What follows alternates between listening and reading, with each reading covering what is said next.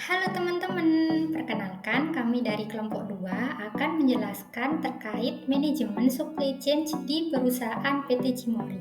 Sebelumnya, perkenalkan saya Farah Adelia Savitri. Di sini saya nggak sendirian loh, ada anggota lain yang juga berpartisipasi. Perkenalkan, saya Faizatul Jannah. Perkenalkan, nama saya Ayu Puspitasari. Perkenalkan, namaku Rizky Bisma Sakti Haji. Kenalin, aku Muhammad Kibar. Halo.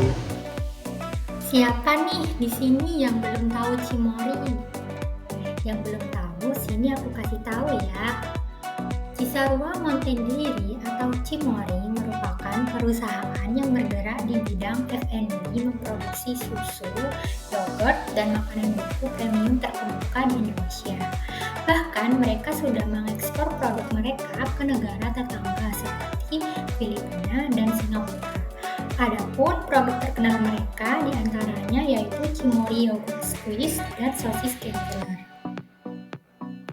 Sebagai perusahaan terkemuka, tentunya mereka memiliki visi dan misi yang dapat meningkatkan nilai perusahaan.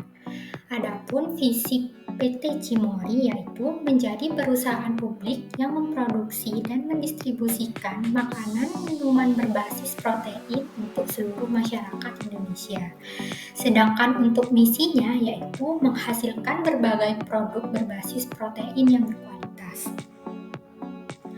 Dalam menjalankan misinya, PT Cimori tak luput dari proses rantai pasok, karena rantai pasok sendiri memainkan peran besar dalam kesuksesan PT Cimori. Mulai dari pemasok bahan mentah hingga menjadi sebuah produk akhir, semuanya dipertimbangkan dengan matang. Ini merupakan aliran produk dari PT Cimori dari awal hingga akhir. PT Cimori bekerjasama dengan banyak pemasok karena bahan-bahan yang dibutuhkan juga banyak. PT Cimori membutuhkan pemasok susu murni, gula, bahan kimia, kemasan, dan bahan pendukung lainnya. Bahan-bahan ini didapatkan dari berbagai perusahaan. Untuk bahan baku susu segar didapatkan dari KOD Giritani, KOD Cipanas, dan KOD Sukabumi. Untuk bahan baku gula didapatkan dari PT Kiva Citra. Untuk bahan kimia didapatkan dari PT Kristen Hansen. Untuk kemasan yogurt didapatkan dari PT Inopek.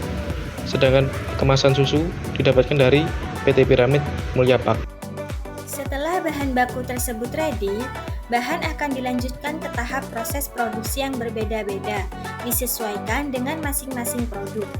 Untuk pengolahan produk susu dan yogurt, dapat teman-teman lihat pada gambar ya. Produk yang telah melalui proses produksi akan disimpan di gudang, kemudian didistribusikan ke Cimori Restoran atau Cimori Shop. Dan untuk retailer seperti agen Cimori, minimarket, dan supermarket akan didistribusikan melalui PT Makrosentra Niaga Boga yang berperan sebagai distributor makanan dan minuman. Setelah melalui tahapan tersebut, barulah produk sampai di tangan customer. Ini merupakan rantaian dari aliran finansial mulai dari awal hingga akhir. Berbeda dengan aliran produk, aliran keuangan akan bergerak mengalir dari sisi hilir ke sisi hulu. Aliran uang dapat berbentuk invoice, perjanjian pembayaran, cek, dan lainnya. Pada perusahaan PT Cimori, aliran keuangan berjalan seiring dengan adanya penyampaian informasi terkait produk. Seperti pada aliran di bawah ini, yang menggunakan beberapa seperti tunai, cek, invoice, dan yang lainnya. Aliran informasi yang terjadi pada rantai pasok PT Cimori sama halnya dengan rantai pasok perusahaan lainnya, yang dimana terjadi secara dua arah, yaitu bergerak mengalir dari hulu ke hilir maupun hilir ke hulu. Aliran informasi yang dibutuhkan dari hilir ke hulu, contohnya adalah informasi persediaan barang pada distributor atau supermarket. Sedangkan pihak yang membutuhkan informasi adalah pabrik yaitu PT Cimori. Informasi dari hulu ke hilir sebagai contoh adalah suatu distributor yang ingin memperoleh informasi terkait kapasitas produksi.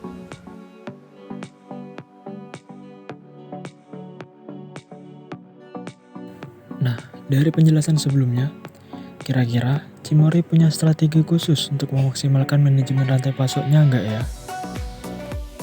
Tentu saja, mereka punya strateginya, yaitu 1. Membangun sumber pasokan dari skala kecil dengan model pembinaan dan pelatihan. 2. Menggandeng koperasi sebagai agregator peternak susu. 3. Membeli susu dengan harga 10% lebih tinggi dari harga pasar tertinggi. 4. Sangat tegas dalam kualitas dan ikut terjun langsung dalam proses produksi pemasok. 5. Menerapkan circular supply chain untuk meningkatkan efisiensi dan nilai tambah rantai pasoknya. 6.